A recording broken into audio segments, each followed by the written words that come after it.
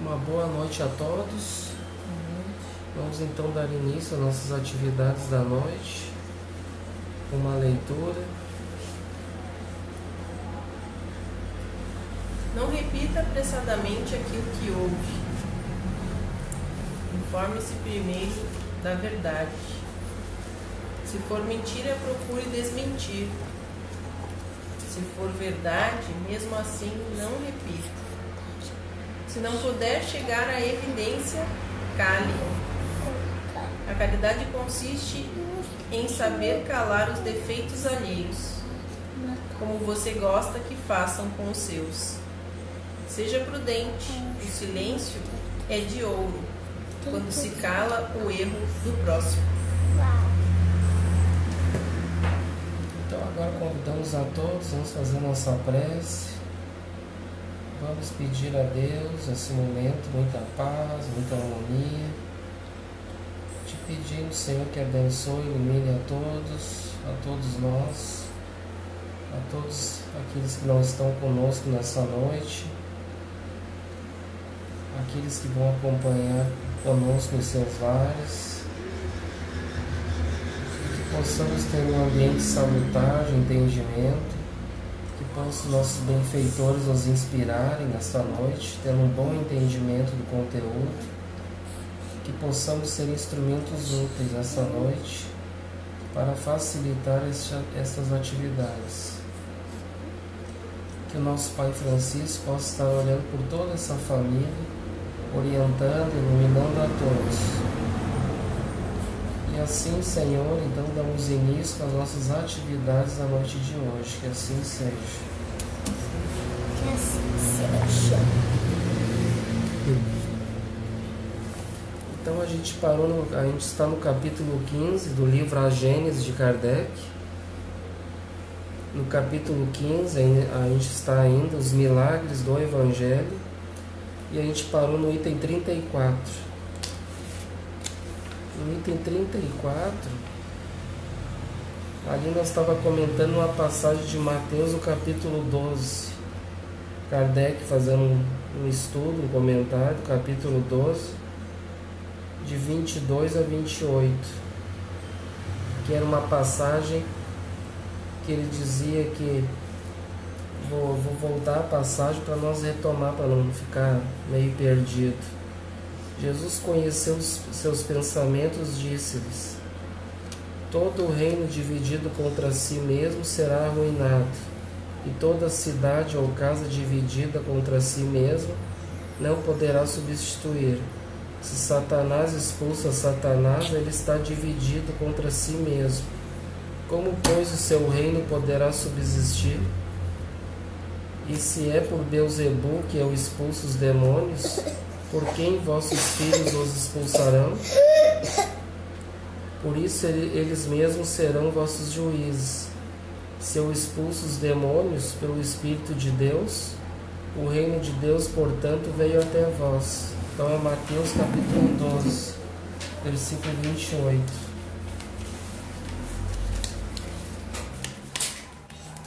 Então aqui nós estamos refletindo acerca dessa... Quando os fariseus então ouviram, né, o que Jesus disse, né, que ele estava fazendo ali a gente está trabalhando ali aqui, deixa eu ver, apresentaram-lhe então um possesso cego e mudo, e ele o curou, de modo que o possesso começou a falar e a ver. O povo todo ficou cheio de admiração, e eles diziam: não é esse o filho de Davi? Mas os fariseus, ouvindo isso, diziam: esse homem não expulsa os demônios, senão pela virtude de Beelzebul, o príncipe dos demônios. E aí então daí Jesus então fala sobre essa divisão, que como que então o próprio Satanás vai expulsar o próprio Satanás. A gente tinha feito um comentário e agora no 34 aqui a gente continua então. O fato de maus espíritos serem enviados para os corpos de porcos é contrário a toda probabilidade.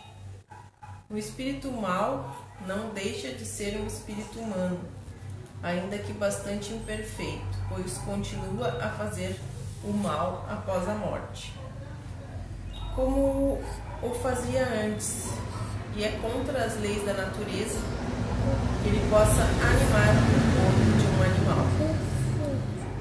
Nesse acontecimento, é preciso reconhecer um desses exageros de um fato real, tão comuns nos tempos de ignorância e de superstição, ou talvez uma alegoria, para caracterizar as tendências impuras de certos espíritos.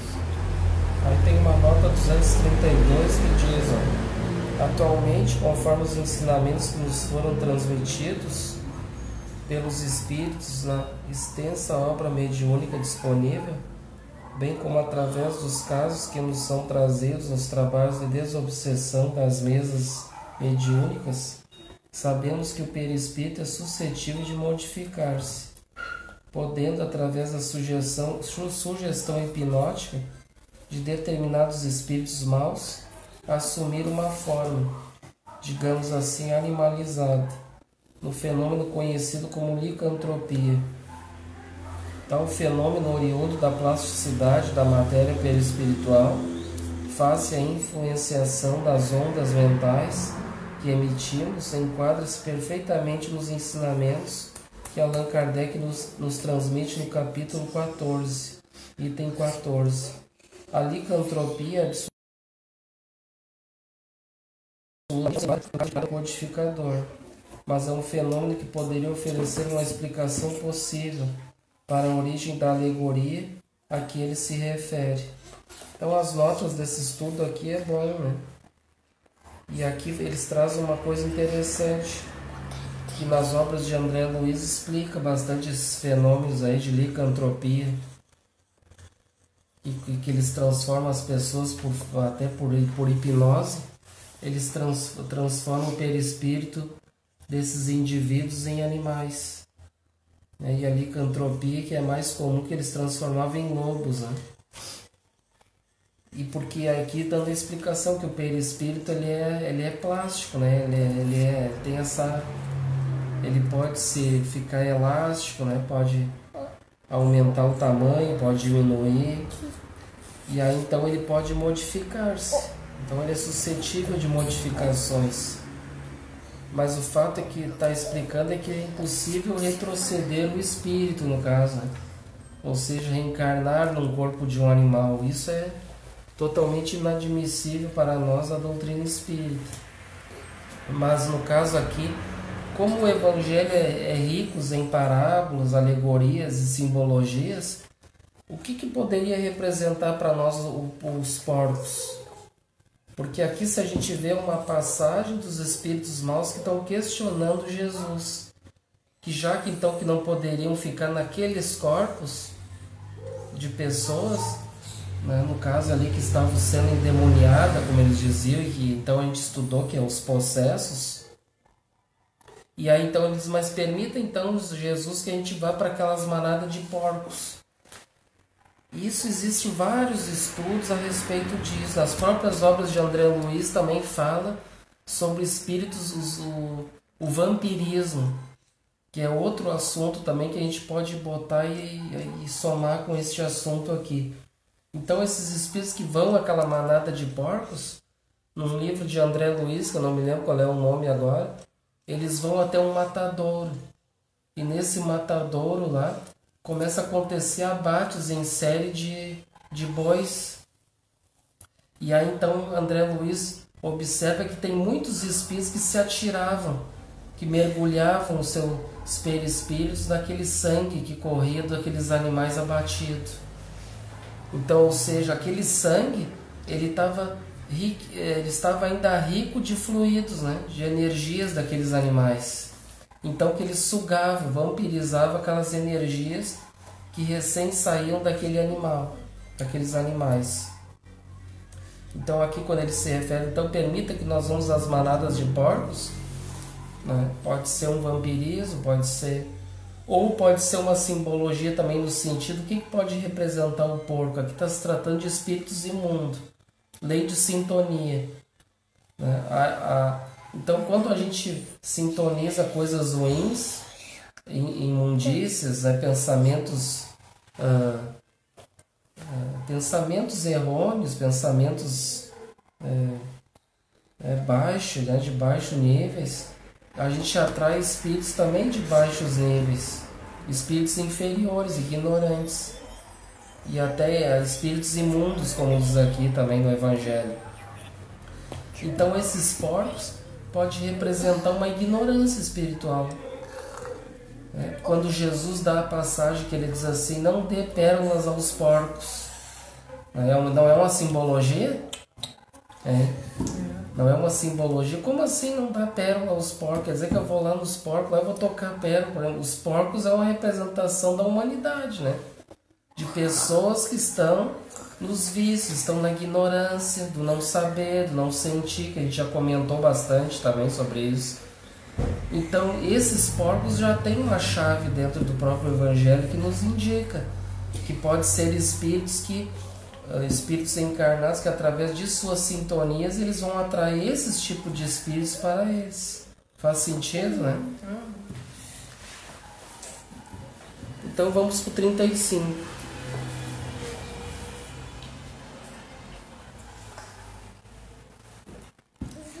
Vamos para o 35, então. O número de obsidiados e possessos da Judéia parece ter sido grande no tempo de Jesus, o que lhe dava oportunidade de efetuar muitas curas.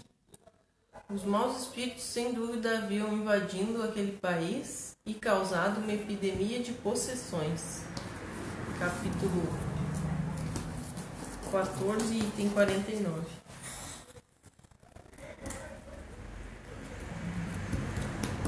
Se ser esse estado epidêmico, as obsessões individuais são extremamente frequentes e se apresentam sob aspectos muito variados, que um profundo conhecimento do espiritismo pode facilmente reconhecer. Muitas vezes elas podem trazer consequências lamentáveis para a saúde, ocasionando ou agravando afecções orgânicas. Um dia serão incontestavelmente arroladas entre as causas patológicas que requerem, pela sua natureza especial, meios curativos especiais. O Espiritismo, fazendo conhecer a sua causa do mal, abre um novo caminho à arte de curar e fornece à ciência o meio de alcançar êxito onde ela frequentemente fracassa, por não atacar a causa primitiva do mal. O Livro dos Médiuns, segunda parte, capítulo 23. Aqui novamente Kardec aborda um assunto sobre obsessões. A gente já deu uma comentada sobre isso. E novamente ele dá uma ressaltada nesse assunto novamente. Que é um assunto muito importante e que acontece muito, não só naqueles tempos de Jesus, como diz aqui, o número de obsediados e possessos na Judéia parece ter sido grande no tempo de Jesus. E o que lhe dava a oportunidade de efetuar muito dessas curas que ele realizava. E nos dias de hoje, então, não é diferente, né? Continua novamente grande número de pessoas que são envolvidas em processos obsessivos e que, como Kardec menciona aqui, que causa também doenças, né, enfermidades, e muito das causas das doenças a gente pode dizer que pode ter relação com essas obsessões. Quase que, vamos dizer assim, né, uma geral, a maioria dos casos das doenças são de origem espirituais. E a gente comentou que esses espíritos, até como comenta aqui no Evangelho, espíritos imundos, ignorantes, que fomentam o mal, eles são empedernidos carregando muitos fluidos assim pestilenciais, fluidos que vão envolver, por exemplo, se eles estão dentro de um lar, envolver aquele lar num psiquismo doentio, de fluidos perniciosos, né? Fluidos que vão causar doença àqueles que estão convivendo no lar. Então, por isso é muito importante esse estudo sobre isso, do livro dos médiuns, e a gente também procurar fazer um evangelho no lar, né? Entrar em oração, vigilância, porque hoje nós estamos em períodos de muitos ataques das sombras. Todo aquele que está querendo fazer um trabalho no bem, mas tem muito daqueles que são desencarnados também, que estão fomentando o mal ainda na Terra e que já estão no seu último momento aqui, né? Que a sua última oportunidade aqui, que está sendo feita uma limpeza. Então eles estão vindo com força total, porque eles já sabem de tudo que vai acontecer com eles, né? Então eles querem o máximo possível de pessoas que eles conseguirem obsediar, né? Chegando a levar os fenômenos ali de que a gente viu as causas, né? Começa com a obsessão simples, depois a obsessão por fascinação, que é a mais grave das três, e terminando numa subjugação, que eles vão tomar ou seja, dominar totalmente o corpo do indivíduo ali, seus pensamentos e atitudes. Então isso é o que eles querem. Quanto mais pessoas eles conseguirem arrastar para o lado do mal, para o lado da ignorância, é melhor para eles. Então a gente vê muito isso hoje na sociedade. Uma sociedade ainda fomentando somente a materialidade das coisas, né? O lucro fácil, a ganância, né? A sexolatria, que a gente vê muito nas mídias também hoje fomentando. Então uma série de coisas que vai acontecer esse atraso moral de todos nós indivíduos, se a gente, claro, entrar em sintonia com essas questões da atualidade que hoje o nosso planeta está vivendo, né? Que hoje o mal, infelizmente, impera entre nós ainda, a ignorância.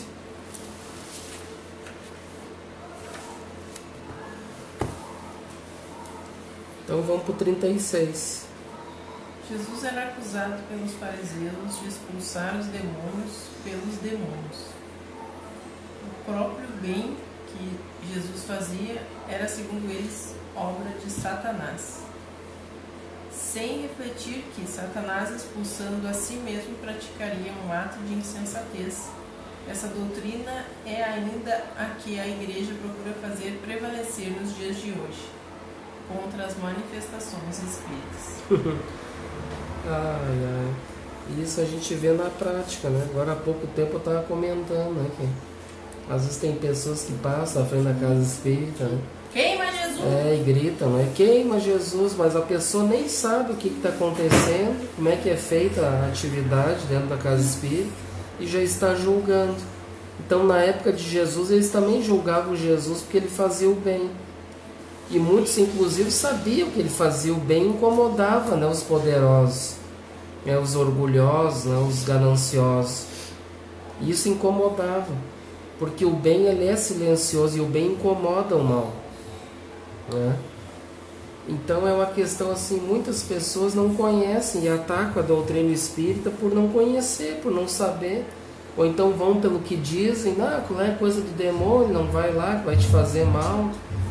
E aí então a pessoa não tem um discernimento assim, né, um bom senso assim, para poder realmente analisar o fato e decidir por ela mesma, né, se realmente é uma questão, é uma obra do demônio, que o próprio Cristo diz, reconhece a árvore pelo fruto, né, e se os frutos são de iniquidades, com certeza são obras do mal. Agora, se as obras estão realizando bem, como a doutrina espírita deve ser feita, a iluminação de consciências, de mentes, né? Então isso é fazer um bem a todos, né? É um alerta para a renovação da humanidade. Tranquilo? Então agora vamos para um novo subtítulo dentro desses milagres do Evangelho sobre ressurreições. Quer ler a nota? Tem uma nota ali, tem uma nota 233 naquela explicação ali que diz, ó, um grande número de teólogos está longe de professar opiniões tão radicais sobre a doutrina demoníaca. Eis a de um eclesiástico, cujo valor o clero não poderia contestar.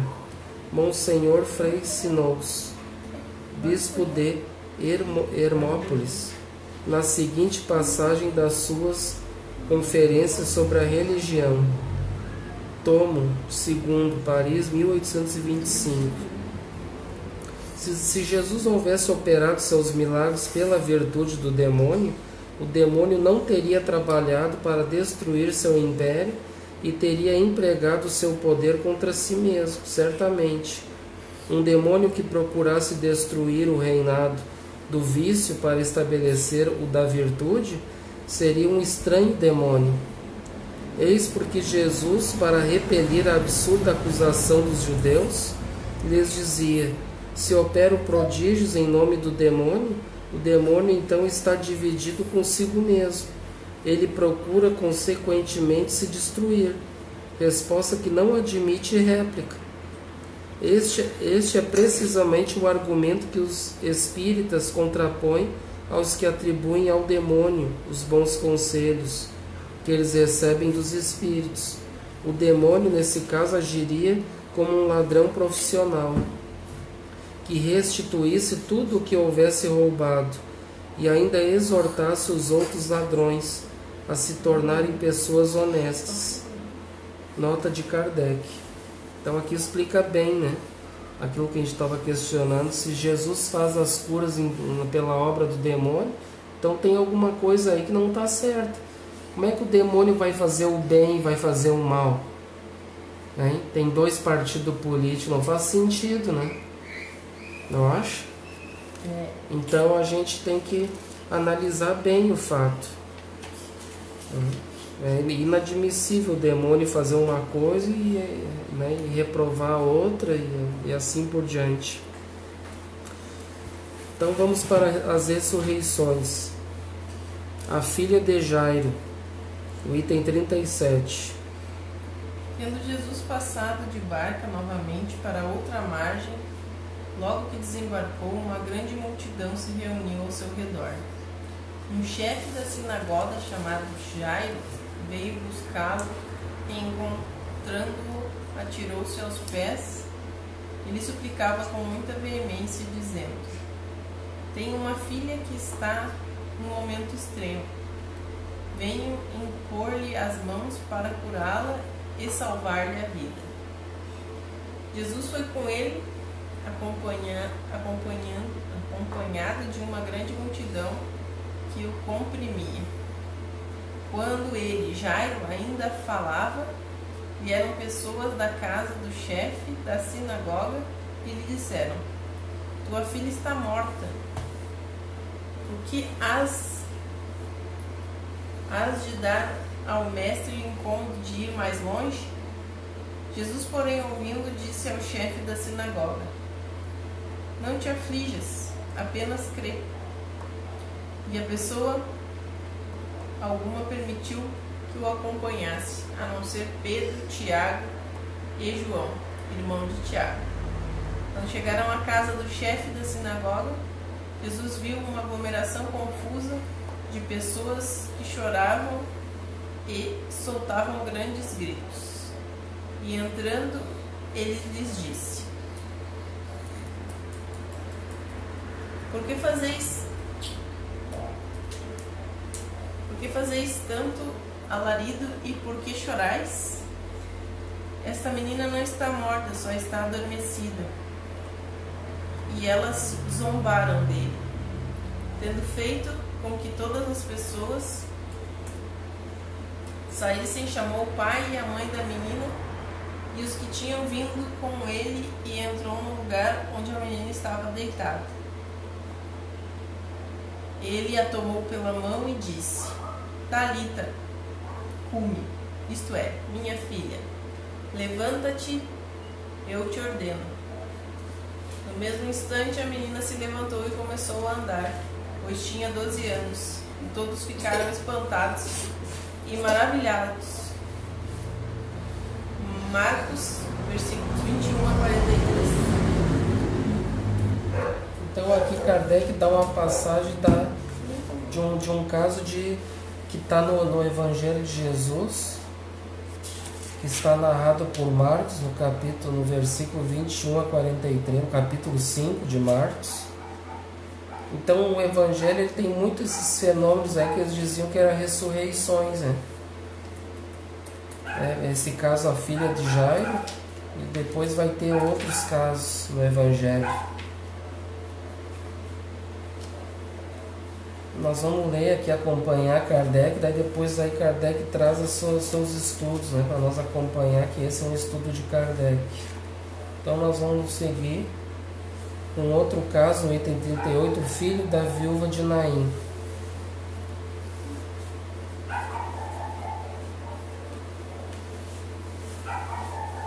No dia seguinte, Jesus ia para uma cidade chamada Naim, e seus discípulos o acompanhavam com uma grande multidão de pessoas.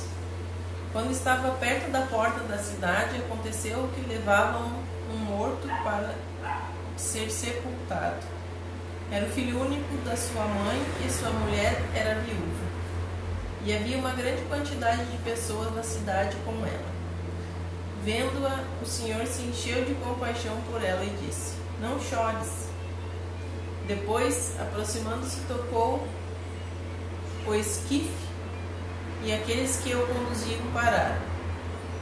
Então ele disse: Rapaz, levanta-te, eu te ordeno. Imediatamente o moço sentou-se e começou a falar, e Jesus o restituiu à sua mãe. Todos aqueles que estavam presentes ficaram cheios de espanto e glorificavam a Deus, dizendo: Um grande profeta apareceu no meio de nós e Deus visitou o seu povo. A notícia desse milagre que ele fez se espalhou por toda a Judéia e pelas regiões circunvizinhas. Lucas, capítulo 7, versículos de 11 a 17. Então aqui Kardec traz dois casos, né, narrados no Evangelho. Os dois casos, um está em Marcos, no capítulo 5, e outro em Lucas, no capítulo 7. Os dois casos que naquela época eles não... Hoje a ciência acontece muito isso, né? Já não é muito assim, ninguém vai ficar espantado. Por exemplo, uma pessoa que, por exemplo, dá um mal súbito, uma pessoa, alguma coisa assim, mas não está morta, ainda vai para o hospital, mas eles acham que está... A pessoa está ali, está inconsciente, está como se estivesse morta. E aí entra em coma muitas vezes, né? Mas na época de Jesus eles não entendiam essas coisas que aconteciam. A ciência não explicava, eles não sabiam o que era coma, essas coisas. E hoje a ciência já mostra para nós esses casos de pessoas que ficam em coma dias, meses, às vezes anos, né? Ficam, né? Tem casos aí. Então vamos ver agora, Kardec vai fazer esses comentários agora dessas duas passagens. Vamos ver agora no item 39.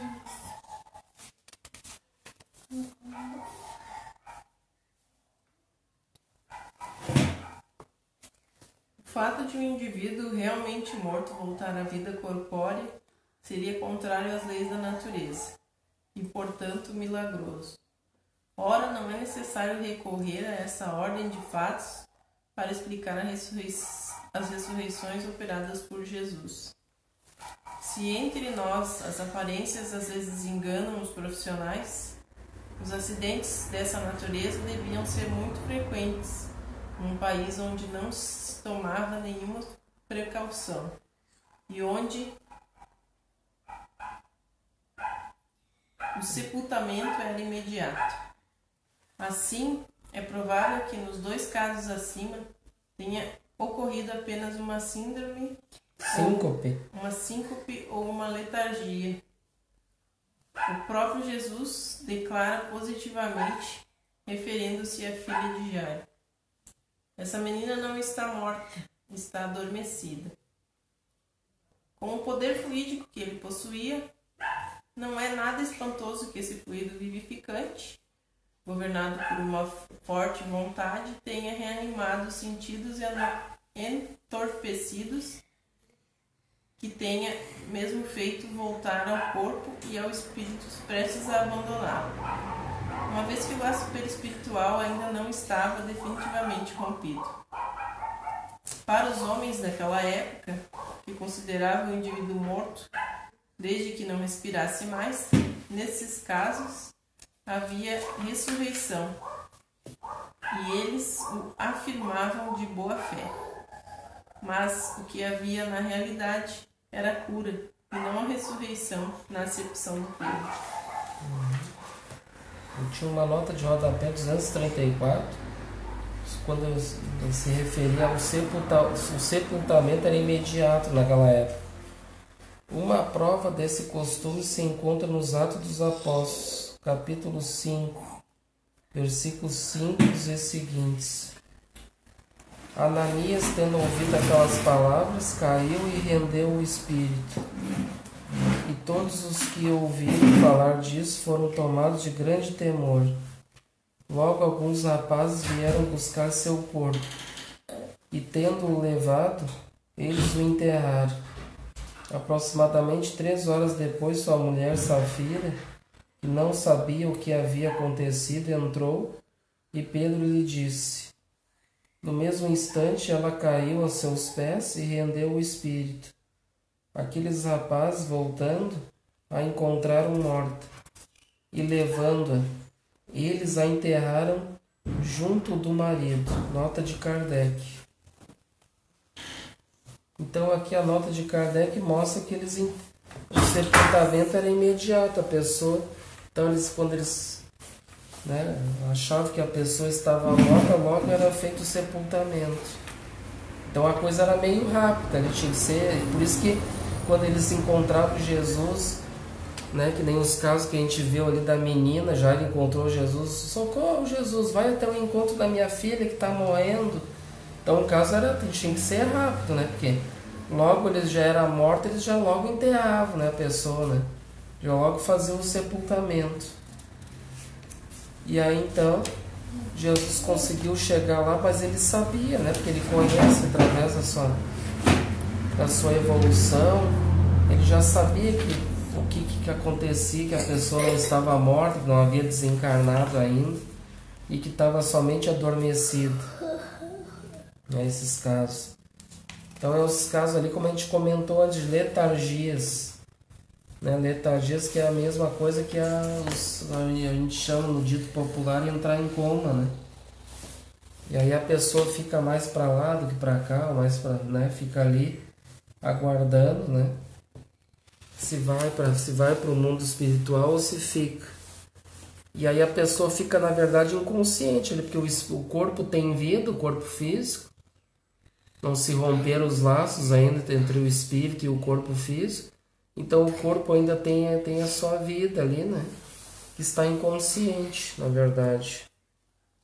E tem relatos até de pessoas que voltam do coma e que lembram, dão relatos que entraram num túnel e viram uma luz, etc, Então mostrando que realmente eles iam para algum lugar no mundo espiritual naquele momento do coma.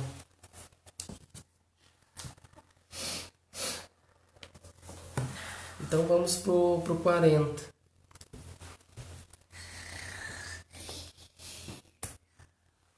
A ressurreição de Lázaro, digam o que disserem, de maneira alguma anula este princípio.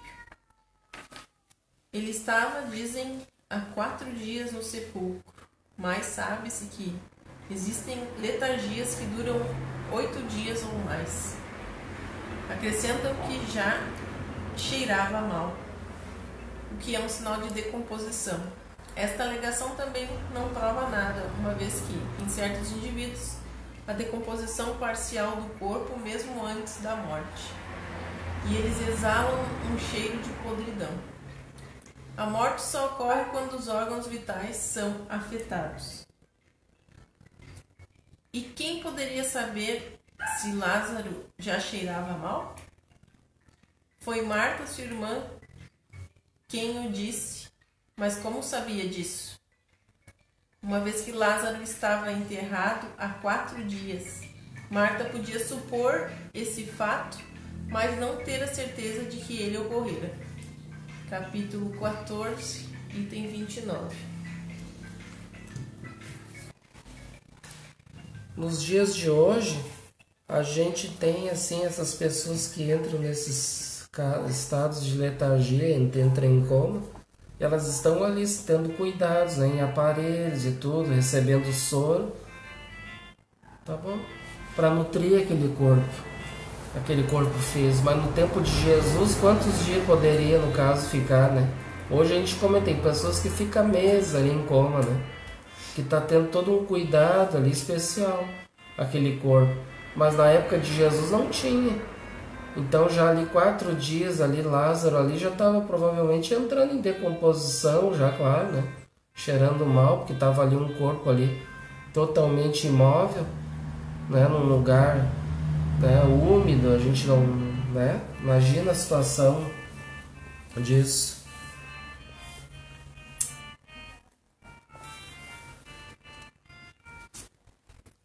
Então aqui ele comenta também, dá um comentário sobre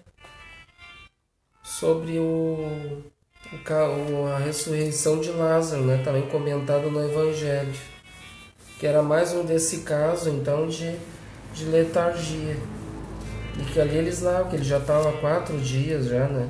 Nesse estado aí.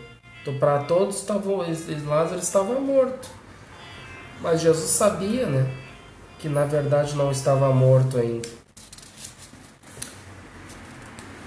Então agora vamos para o item 41. Jesus caminha sobre a água. Logo Jesus obrigou seus discípulos a tomarem a barca e a passarem antes dele para outra margem, enquanto ele despedia o povo. Depois de haver despedido, subiu sozinho um monte para orar, e tendo caído a noite, achou-se só naquele lugar. Entretanto, a barca era fortemente açoitada pelas ondas no meio do mar, porque o vento era contrário. Mas na 4ª vigília da noite, Jesus foi até eles, caminhando sobre o mar. Quando viram andando assim sobre o mar, se perturbaram e diziam: "É um fantasma!" E gritavam de pavor. Mas Jesus logo lhes falou e disse: "Tranquilizem-se, sou eu, não tenham medo." Pedro lhe respondeu: "Senhor, se és tu, manda que eu vá ao teu encontro, caminhando sobre as águas." E Jesus disse-lhe: "Vem." E Pedro, descendo da barca, caminhava sobre a água ao encontro de Jesus. Mas vindo uma ventania, ele teve medo, e como se começasse a afundar, clamou: "Senhor, salva-me!" Logo Jesus estendeu-lhe a mão e disse: "Homem de pouca fé, por que duvidaste?" E após subir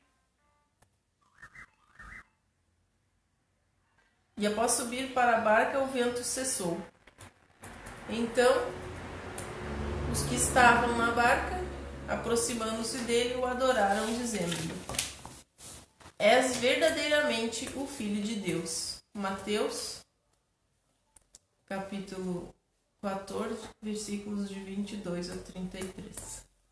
Essa aqui é uma passagem que é uma das passagens que a gente não pode ler ao pé da letra.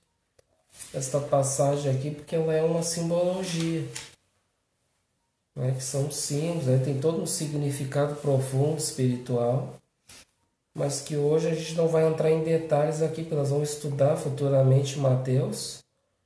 Então nós vamos ir, né? Nós vamos estudar, né, o estudo que Kardec fez sobre essas passagens.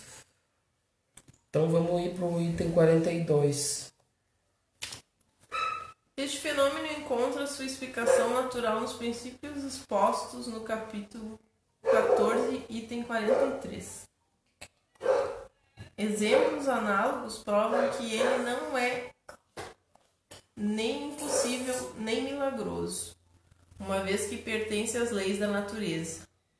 ele pode produzir-se de duas maneiras.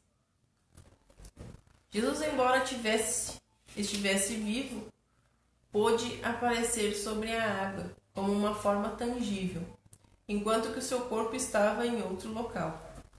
Esta hipótese é a mais provável. Pode-se mesmo reconhecer na narrativa certos sinais característicos das aparições tangíveis, no capítulo 14, item de 35 a 37. Por outro lado, seu corpo poderia ter sido sustentado e o seu peso ser neutralizado pela mesma força fluídica que mantém uma mesa no espaço sem um pouco de apoio.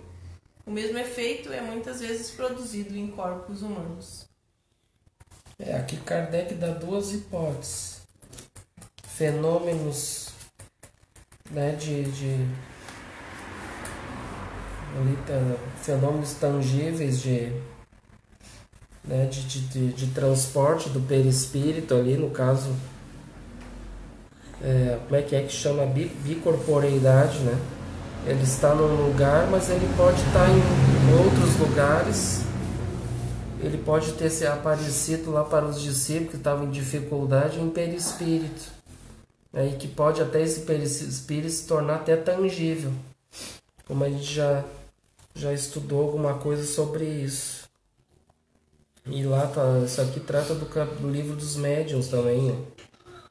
E no livro aqui também, no capítulo 14, nos itens 35 a 37. E o outro pode ser também através do livro dos médiuns que nos explicam ali, que nem o fenômeno das mesas girantes ali, né? Um corpo ficar suspenso no ar. Então que eles falam, anula a lei da gravidade ali, né? E Jesus, como ele tinha todo o conhecimento das leis e ele movimentava as leis divinas, então ele também tinha essa capacidade de levitação também, né? Ele poderia muito bem levitar se ele quisesse, né? Com certeza. Então tem duas hipóteses aqui que Kardec nos deixa para nós estudar, pesquisar, né? Ele não define nada, aqui ele deixa duas hipóteses através dos estudos das obras básicas, né? Então, fenômenos de aparições tangíveis, né, é uma hipótese, e o outro, então, de forças fluídicas, que mantém, por exemplo, né, um corpo no espaço, sem um ponto de apoio. Esse aqui foi o que Kardec nos trouxe sobre isso. Mas essa passagem tem um significado profundo também. Então vamos agora para a transfiguração, no item 43. 6 dias depois, tendo chamado apenas Pedro, Tiago e João, Jesus levou-os consigo a um monte alto afastado e se transfigurou diante deles. Enquanto fazia sua prece, seu rosto pareceu inteiramente outro. Suas vestes se tornaram resplandecentes e brancas como a neve, de tal forma que não há pisoeiro na terra que pudesse... Pisoeiro, só porque pisoeiro é uma nota de rodapé, é aquele que opera o pisão, máquina em que se aperta e bate o pano para torná-lo mais consistente. Nunca ouvi falar nesse pisoneiro. Pisoeiro. Ela aperta e bate o pano para torná-lo mais consistente. De tal forma que não há pisoeiro na terra que pudesse fazer alguma assim tão alta. E eles viram aparecer Elias e Moisés conversando com Jesus. Então Pedro disse a Jesus: Mestre, estamos bem aqui. Façamos 3 tendas, uma para ti, outra para Moisés e outra para Elias. É que ele não sabia o que dizia, de tão espantado que estava. Ao mesmo tempo, apareceu uma nuvem que os cobriu, e dessa nuvem partiu uma voz, fazendo ouvir essas palavras: Este é meu filho bem amado, escutai-o. Logo, Olhando para todos os lados, não viram mais ninguém. Apenas Jesus, que ficara sozinho com eles. Quando desciam do monte, ele lhes ordenou que não falassem a ninguém o que tinham visto, até que o Filho do Homem ressuscitasse dos mortos. E eles mantiveram o fato em segredo, inquirindo uns dos outros o que ele queria dizer com estas palavras, até que o Filho do Homem tenha ressuscitado dos mortos. Marcos 9, itens de 1 a 9. Então, aqui é aquele fenômeno da transfiguração de Jesus, e que para nós espírita nada mais é do que um fenômeno mediúnico, né? É um fenômeno mediúnico, e que a gente tem muitos casos assim de médiuns. O próprio Divaldo é um que ele transfigura até o rosto, a fala, tudo, né? Daquele espírito que está vindo se comunicar, não é assim? Então Jesus aconteceu o mesmo, eles se espantaram ali, né? Daquele fenômeno mediúnico que estava acontecendo. Que até então eles não conheciam, né, esses fenômenos para aquela época. E aí então Jesus, por isso que Jesus diz para eles não comentar nada com ninguém, né? Porque daí ninguém conhecia sobre isso, aí ia causar uma polêmica sobre isso. Então Jesus procurou evitar isso, né? E já hoje, né, nos dias de hoje, nós espírita, com a terceira revelação, a gente já estuda todos esses fenômenos, né? Estuda bem, compreende eles, sabe que não é nada de sobrenatural, que é tudo uma coisa muito natural, na verdade, e muito comum entre médiuns, né? Médiuns ostensivos. Então vamos para o item 44. É ainda nas propriedades do fluido perispiritual que se pode encontrar a razão deste fenômeno.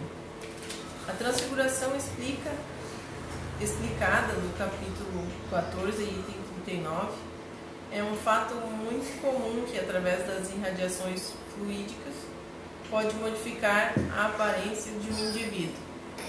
Porém, a pureza do perispírito de Jesus permitiu que o seu espírito lhe desse um fulgor excepcional. Quanto à aparição de Moisés e de Elias, ela pertence inteiramente ao grupo de fenômenos do mesmo gênero. Capítulo 14, item 35. Continua a ler. De todas as faculdades reveladas por Jesus, não há nenhuma que esteja fora das condições da humanidade e que não possa ser encontrada normalmente nos homens, porque todas estão de acordo com as leis da natureza. Porém, pela superioridade da sua essência moral e das suas qualidades fluídicas, essas faculdades atingiam nele proporções muito acima das comumente encontradas. Ele nos evidenciava, afora o seu envoltório carnal, o estado de espíritos puros. Então aqui ele explica, Kardec, sobre esses fenômenos, né?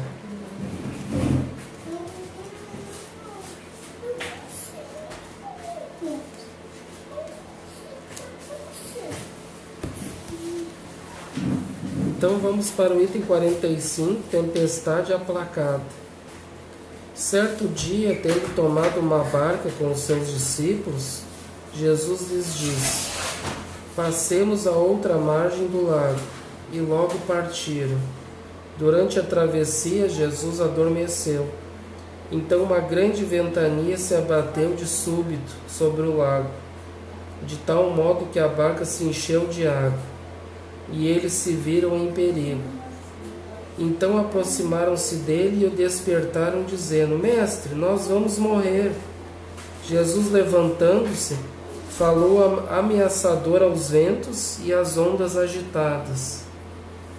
E eles se aplacaram, e se fez uma grande calma. Ele então lhes disse: Onde está a vossa fé? Eles, porém, cheios de temor e admiração, perguntavam uns aos outros: quem é este que dá ordens assim ao vento e às ondas, e eles lhe obedecem? Essa passagem está registrada em Lucas, no capítulo 8, versículos de 22 a 25. Então aqui é uma passagem também quando Jesus da tempestade aplacada. Aqui no item 46, Kardec diz: ainda não conhecemos bastante os segredos da natureza para afirmar se há ou não inteligências ocultas que presidem a ação dos elementos. Dentro desta hipótese, o fenômeno em questão poderia ser o resultado de autoridade sobre essas mesmas inteligências e provaria um poder que nenhum homem pode exercer. Seja como for, Jesus, dormindo tranquilamente durante a tempestade, atesta uma segurança que se pode explicar pelo fato de que seu espírito via que não havia nenhum perigo e que a tempestade iria amainar. Então a gente sabe sobre esses fenômenos, lá no Livro dos Espíritos explica que são, né, os espíritos, aqueles, os duendes, né, aqueles espíritos da natureza, espíritos inferiores que têm eles fazem um grande trabalho na natureza de fazer esses fenômenos, né? Fenômenos de tempestades, né? E tudo mais, que eles se reúnem, eles são espíritos têm uma velocidade muito grande ali de ocasionar esses fenômenos da natureza, tempestades, né? E outros fenômenos também. Então, como Jesus com certeza era um espírito superior a eles, tinha uma autoridade moral, então poderia ter muito bem conversar com eles para que eles se acalmassem naquele momento, né? E aí então eles se acalmaram. E aí os discípulos então ficaram espantados: meu Deus, Jesus conversa até com os ventos, né? Mas então para nós hoje espírita a gente já sabe, não é com o vento que Jesus conversou, né? Mas sim com aqueles espíritos então que agiam nesses fenômenos da natureza, né, fazendo ocorrer esses fenômenos que acontecem, né, de tempestades, etc.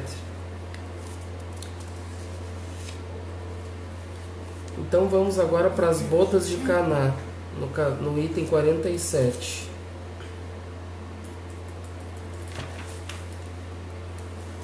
Este milagre mencionado apenas no Evangelho de João é indicado como sendo o primeiro feito por Jesus, e com esse título deveria estar entre os mais dignos de nota.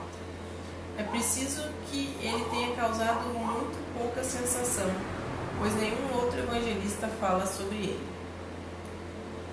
Um fato tão extraordinário haveria de impressionar vivamente os convidados e, sobretudo, o dono da casa, que nem mesmo parece tê-lo percebido. Considerado em si mesmo, esse fato tem pouca importância, comparativamente àqueles que testemunham em verdade as qualidades espirituais de Jesus. Admitindo-se que as coisas tenham se passado como são narradas, é de admirar que este seja o único fenômeno desse gênero que ele tenha produzido. Jesus era de uma natureza extremamente elevada para se ater a efeitos puramente materiais, próprios somente para suscitar a curiosidade da multidão, que eu teria comparado a um mágico. Ele sabia que as coisas úteis lhe granjeariam mais simpatias e lhe trariam mais adeptos de que podiam passar por resultado de habilidade manual e que nunca atingiriam o sentimento. Se bem que, a rigor, o fato possa se explicar, até um certo ponto, conforme os exemplos que o magnetismo nos oferece, por uma ação fluídica que teria trocado as propriedades da água, dando-lhe o sabor do vinho. Essa hipótese é pouco provável, uma vez que, neste caso, a água, tendo apenas o sabor do vinho, conservaria a sua cor, o que não deixaria de ser notado.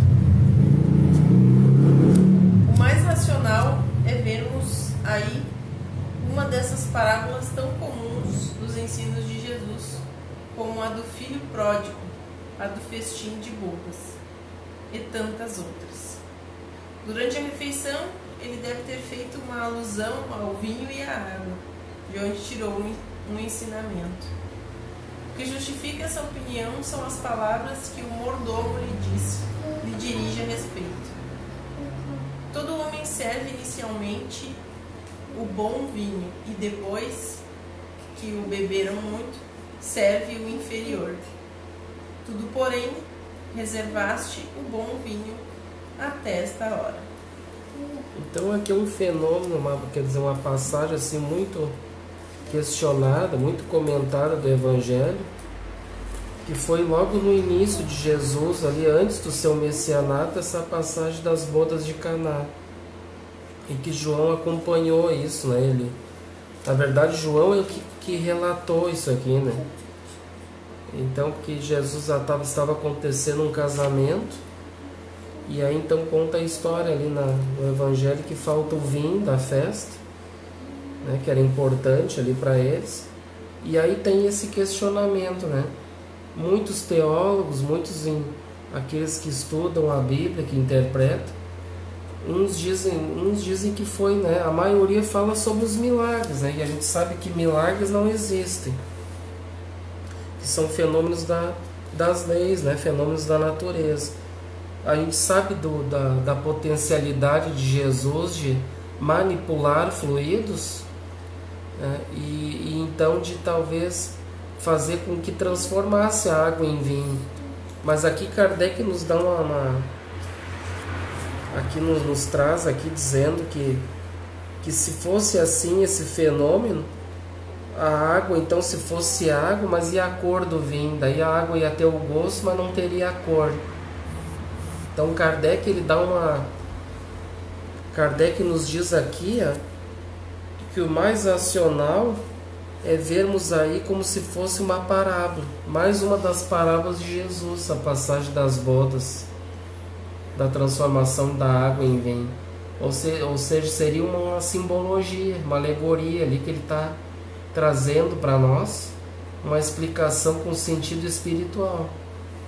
Que o próprio Kardec diz que tudo que Jesus fazia, ele não ia fazer simplesmente fenômenos materiais só para alegrar as pessoas e ficar só por isso, né?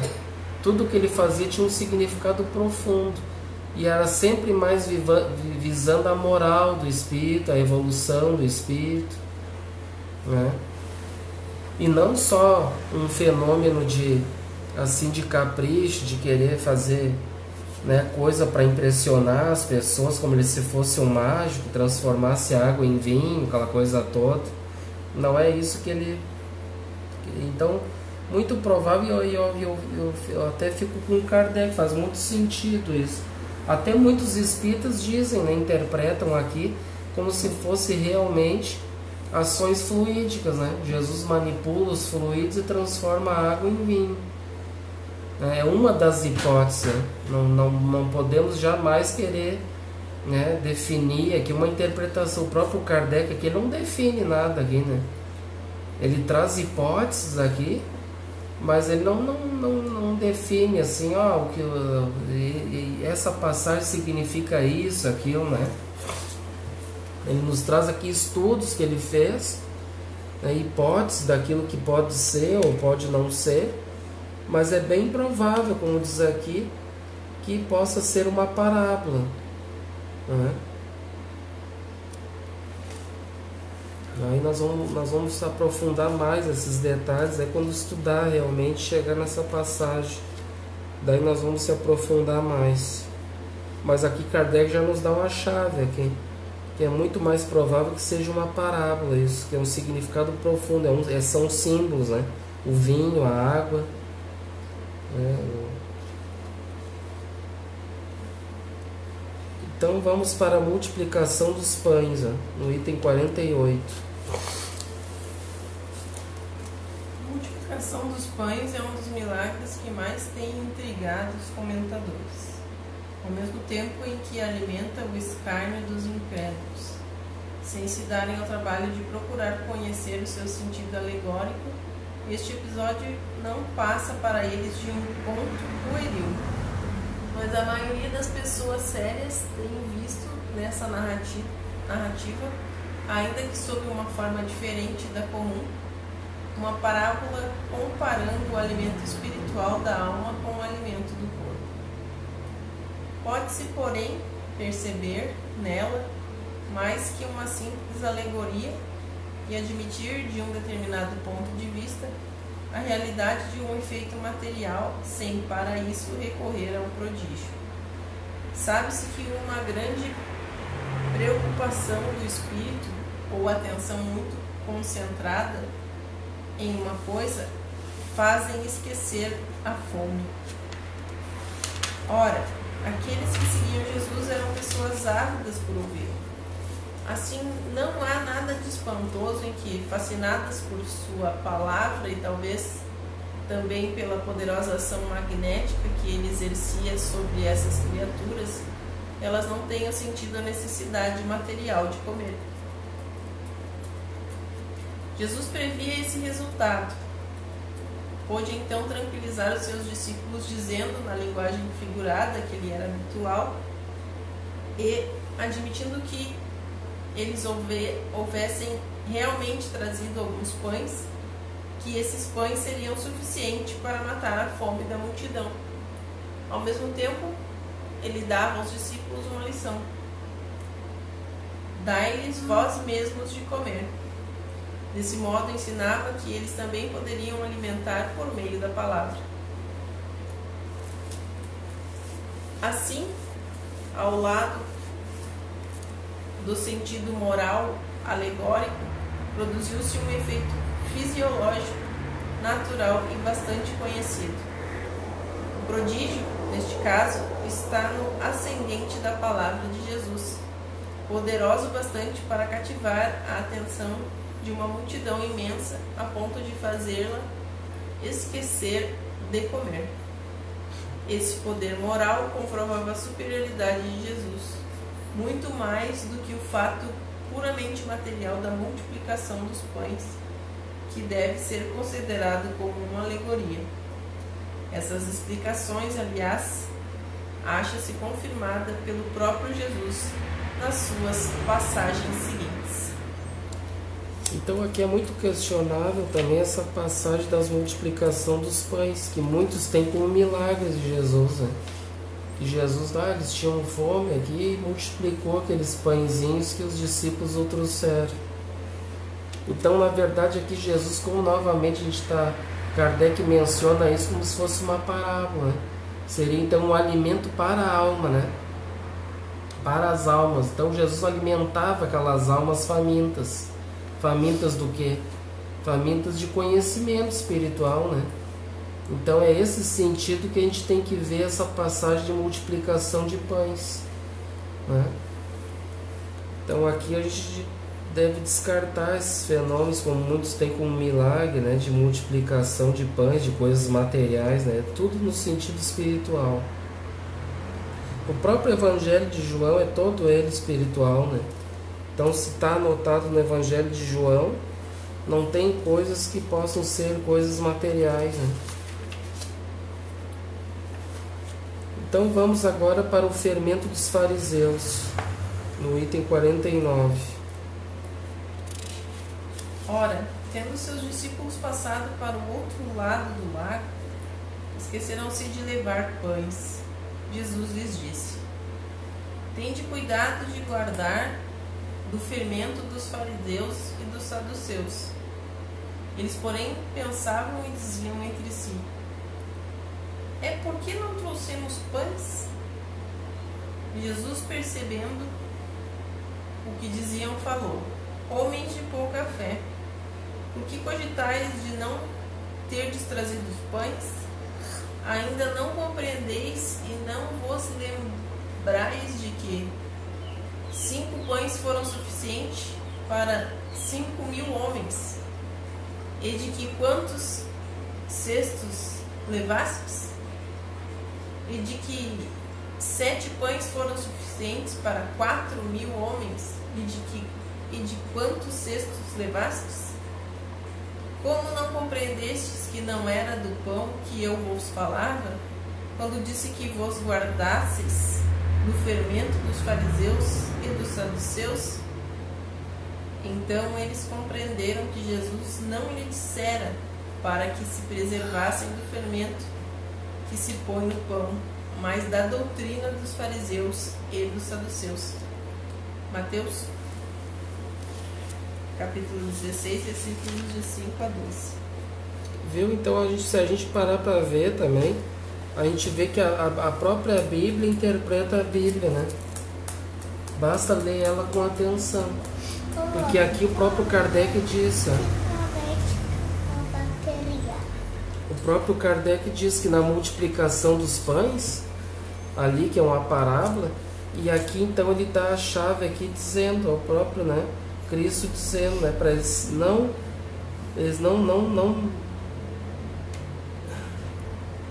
e então eles compreenderam que Jesus não lhes dissera para se preservarem do fermento que se põe no pão, mas a doutrina dos fariseus e saduceus. Então ali o pão espiritual, a doutrina de Jesus, né? As palavras de Jesus, palavras de vida eterna, aquele povo faminto.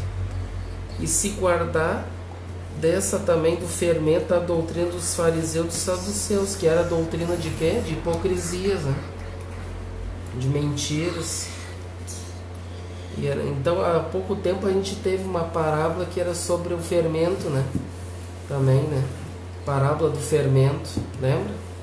Que daí a gente comentou que o fermento, o que ele faz? O fermento, ele leveda a massa, né? Então, se a gente fomentar as coisas negativas, a discórdia, esse tipo de coisa, a hipocrisia, são os fermentos, né? Que vão levedar essa massa que são o povo. Então, Jesus diz, cuidado com esse tipo dessa doutrina desses fariseus e dos saduceus, né? Que eram doutrinas de iniquidades, né? Agora vamos para o pão do céu, é o número, item 50. No dia seguinte, o povo que havia ficado do outro lado do lago reparou que ali não havia mais que uma barca, porque Jesus não havia entrado nela com os seus discípulos, mas que eles haviam partido sós. E como depois chegaram outras barcas de Tiríades, perto do lugar onde o Senhor, após render graças, o havia alimentado com 5 pães, verificassem por fim que Jesus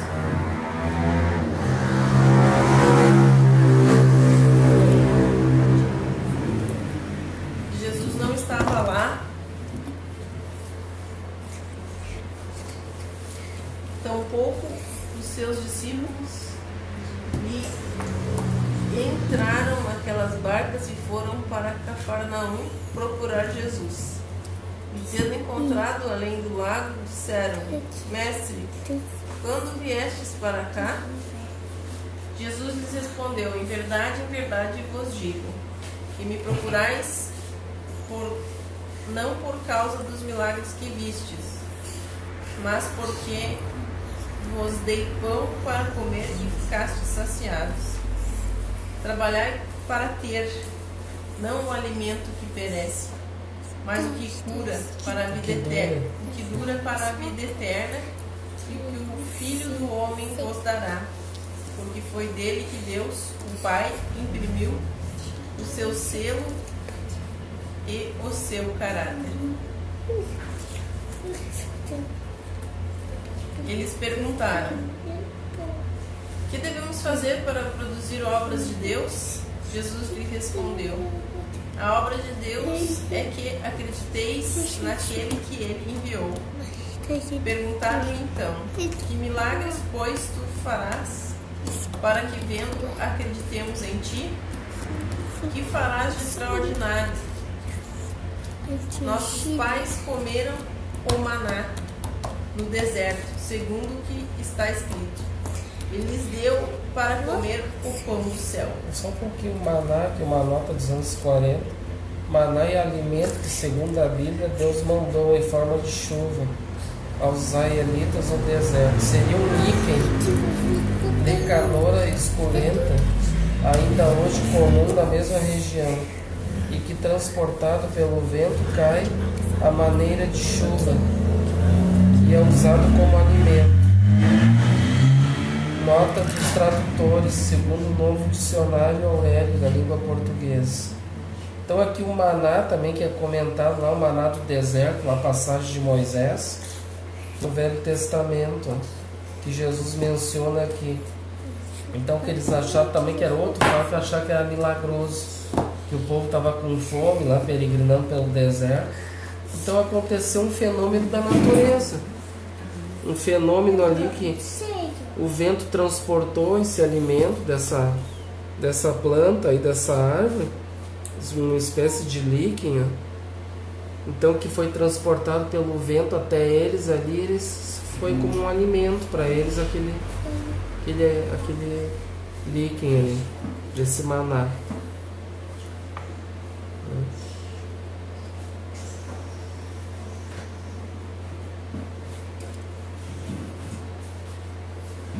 Jesus lhes respondeu: em verdade vos digo que Moisés não vos deu o pão do céu. Meu Pai é quem vos dá o verdadeiro pão do céu. Porquanto o pão de Deus é aquele que desceu do céu e que dá vida ao mundo. E eles disseram então: Senhor, dá-nos sempre desse pão. Jesus lhes respondeu: eu sou o pão da vida. Aquele que vem a mim não terá fome, e aquele que crê em mim jamais terá sede. Mas eu já vos disse: vós me vistes e não credes. Em verdade vos digo: aquele que crê em mim tem a vida eterna. Eu sou o pão da vida. Vossos pais comeram do maná do deserto e eles morreram. Mas aqui está o pão que desceu do céu, a fim de que aquele que dele comer não morra. João 6, versículos de 22 a 36 e de 47 a 50. Então aqui realmente Jesus está explicando que aquele maná do deserto de Moisés, com Moisés era realmente uma coisa material, que alimentou os corpos, na verdade, né? E que Jesus disse que eles morreram, mas na verdade Jesus está trazendo o pão, o alimento espiritual, que esse não perece, né? É um alimento espiritual. Então ele está explicando que Moisés não trouxe esse alimento do céu, né? Mas sim o Cristo trouxe. Então que aquele era um alimento material e o que Jesus trouxe é espiritual. Então vamos para o item 51. Na primeira passagem, lembrando o efeito produzido anteriormente, Jesus dá a entender claramente que não se tratava de pães materiais. Caso contrário, a comparação que ele fez com o fermento dos fariseus teria sido sem sentido. Ainda não compreendeis, diz ele, e não vos recordais de que 5 pães foram suficientes para 5.000 pessoas e que 7 pães bastaram para 4.000? Como não compreendestes que não era do pão que eu vos falava quando vos dizia que vos preservasse do fermento dos fariseus? Esse confronto não teria nenhuma razão de ser na hipótese de uma multiplicação material. O fato em si teria sido bastante extraordinário para impressionar a imaginação dos seus discípulos, e que, entretanto, não parecia ter lembrança dele, e que ressalta também com muita clareza nas palavras de Jesus sobre o alimento, sobre o pão do céu, nas quais ele se empenha em fazer compreender o verdadeiro sentido do alimento espiritual. Trabalhai, diz ele, não para ter o alimento que perece, mas para aquele que permanece pela vida eterna e que o Filho do Homem vos dará. Esse alimento é a sua palavra, e que o pão que desceu do céu é da vida e dá vida ao mundo. Eu sou, declara ele, o pão da vida. Aquele que vem a mim não terá fome, e aquele que crê em mim nunca terá sede. Esses detalhes, porém, eram muito sutis para aquelas naturezas rudes que só compreendiam as coisas tangíveis. Para eles, o maná, que alimentara o corpo dos seus antepassados, era o verdadeiro pão do céu. Ali estava o milagre.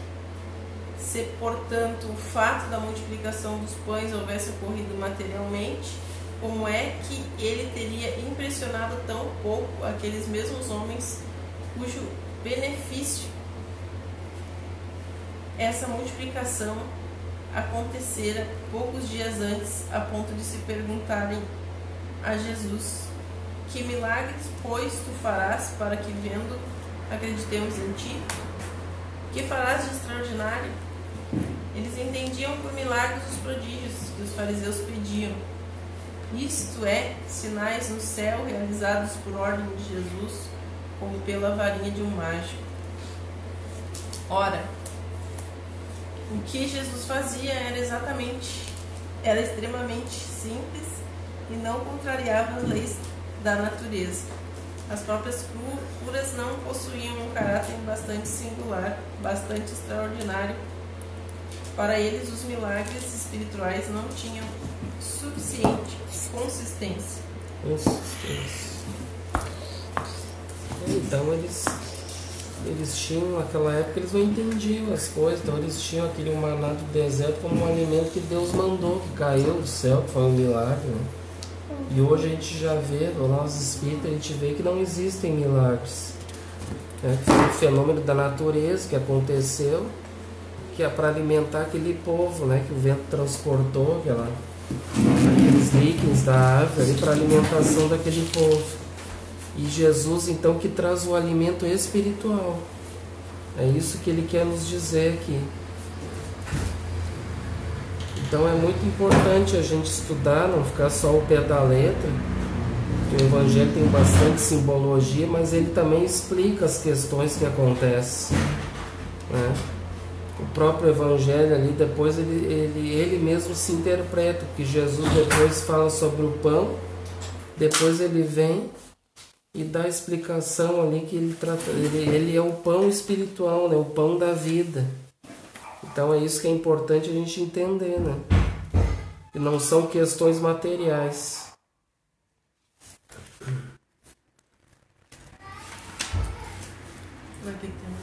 Eu acho que nós vamos deixar isso aqui, a tentação de Jesus, para a próxima semana. Ele é meio longo. Não vai dar tempo. Daí a gente deixa para a semana que vem esse aqui. No item 52.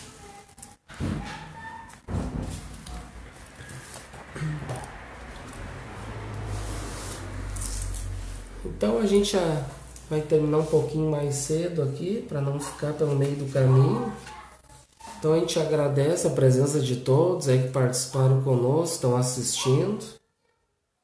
Tá? E a gente agradece, então, né, até a próxima semana nós vamos dar continuidade ao estudo. E vamos então convidar a todos, vamos fazer a nossa prece de encerramento. Vamos então fechar os olhos e agradecer, somente agradecer por esses ensinamentos tão profundos, né, da doutrina espírita, esses estudos de Kardec para as nossas vidas, que possamos aprender bastante essas passagens de Jesus que Kardec nos traz, e que os benfeitores amigos possam abençoar, iluminar a todos nós, nossos mentores, que a gente possa ter bastante paz, harmonia, fé, perseverança no bem, não desistir, né, de estar na luta, né, no caminho correto com Jesus, que a gente possa enfrentar as dificuldades, mas com certeza com Jesus no coração a gente vai vencer todas as barreiras, todas as dificuldades, retirando os espinhos do caminho, as pedras, Agradecemos pelo nosso Pai Francisco, por toda essa família que orienta esta casa, que ilumina, que abençoa a todos e que são trabalhadores incansáveis no bem, que levam a todos aqueles que não estão aqui conosco nessa noite a paz, os fluidos de paz, de bênçãos, de harmonia, de amor. E assim, Senhor amado, damos então por encerrado as nossas atividades da noite de hoje. Que assim seja. Então, muito obrigado novamente pela participação de todos aí que nos assistiram. E então, uma boa noite a todos e até os próximos encontros.